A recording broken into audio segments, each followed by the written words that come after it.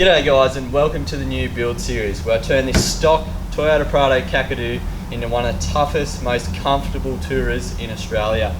So stay along for the journey. There's going to be a lot happening to this build. As we know, having the last one written off was a big setback, but it gives me a fresh canvas and an opportunity to document this better for you all. So let's rip into it. Righto, so the first mod's going on today, a set of bash plates. Now these just aren't any bash plates, they're KDSS models. They're a special bash plate made for the front, so let's get them on.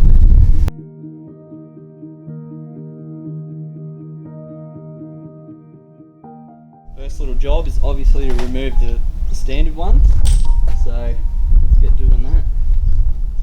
A couple little clips.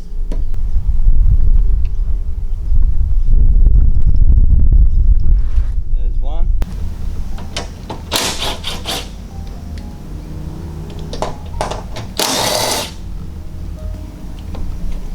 Freed up this plastic. I'm not sure if this is getting used or not. I'll have to see when the new bash plates go on.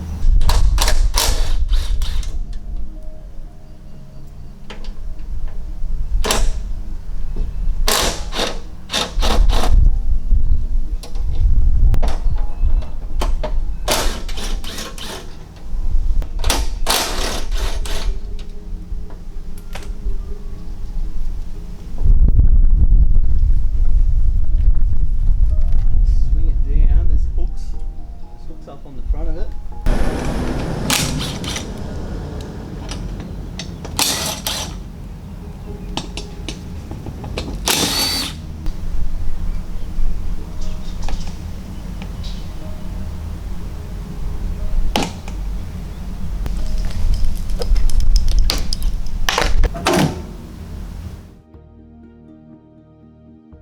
Right, that's the front one off. As you can see, these big strengthening bars here for the radiator support on this model actually come off, so this bash plate has got the strength to support that. Ultimately that just results in a bit more clearance, because some of the bash plates made for these are known to go under this and it wrecks your clearance. So yeah, this setup should be pretty good. Righto, let's get this second bash plate off. Bolts up here on the cross member. Bit of sand coming out already.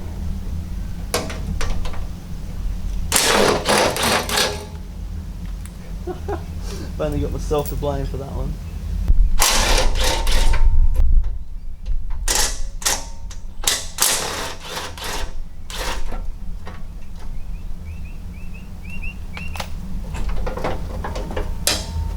One more straightforward. Righto, got to get these big strengthening bars off. Front here.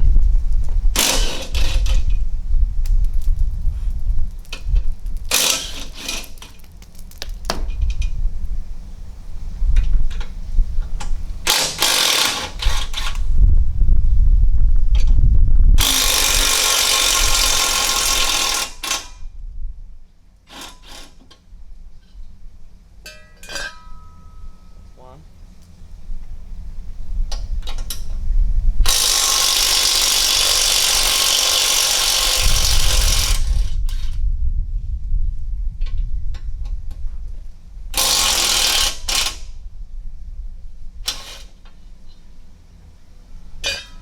Two.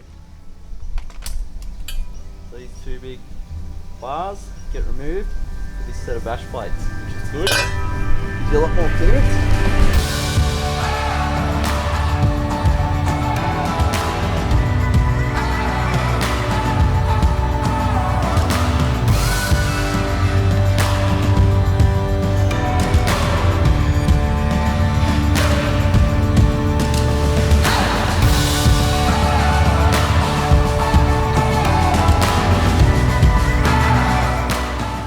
Camera's going to do a bit of an install as well. Got the Uniden radio, so going to chuck that in. The two rigs, both these rigs are going to Tassie in January, so pretty bloody keen. So these are some serious heavy duty bash plates. Look at the thickness of them. They're 4mm, so that's the cutout for the big KDSS sway bar. give it a bit of room. It's got a fixed hanger on that bottom side, so it doesn't need as much clearance. So they must have really made the most out of it compared to standard bash plates. Look at the thickness of that. Thin as. You can just hear it. So get rid of them. It's all about protecting your new car and your engine vitals, so transmission, engine, all that. So they made it a little bit easier for us. They put some slots in there, so hopefully you can just lift it up, slide it back. Pretty beautiful. Yeah, so they do bolt there.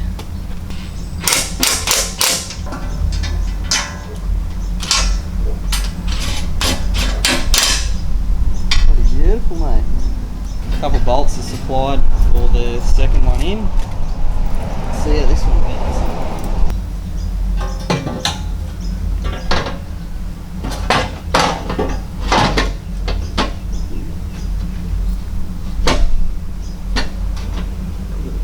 Slip that up behind.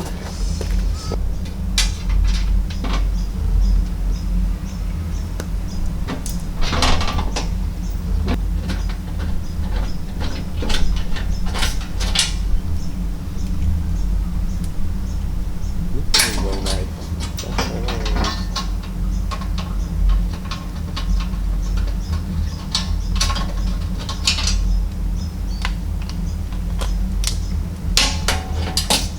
Strong, eh?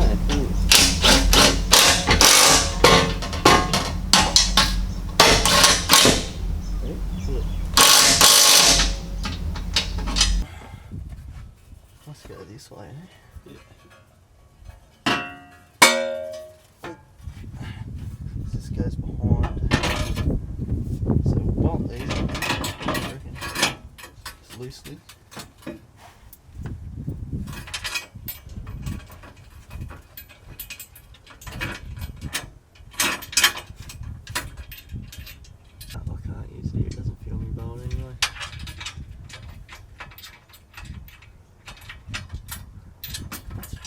That's all it goes.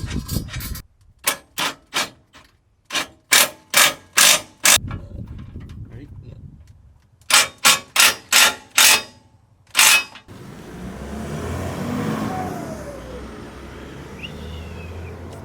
I'll just put this last plastic piece on to cover this gap in between the radiator for now until I get a bull bar, and then a bull bar will come with their own piece to join up to this. So I'll put this back on for now. Righto, I'm just going to test the bash plate for some clearance. So I'm going to reverse it back, move this ramp to the back, flex it up a bit. Right, to my disgrace, I couldn't even get on the ramps. The driveway went like that, so we've had to move it out on the flat. But we'll do it anyway.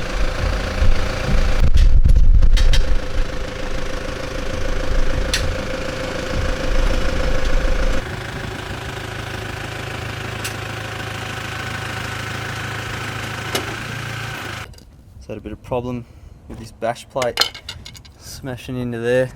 Didn't have enough clearance, so I've had to slide it as far forward on the back bolts, and then the front ones weren't really lining up. You can see in there, wasn't on the quite right angle, so I had to lever that as far forward as I could, try and get a bit more out of it.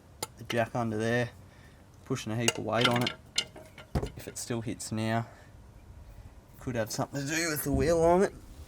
If the lower control arms are pushed forward, it could bring this forward. But yeah, depends how I go. I might just have to chop more out of it, but see how we go.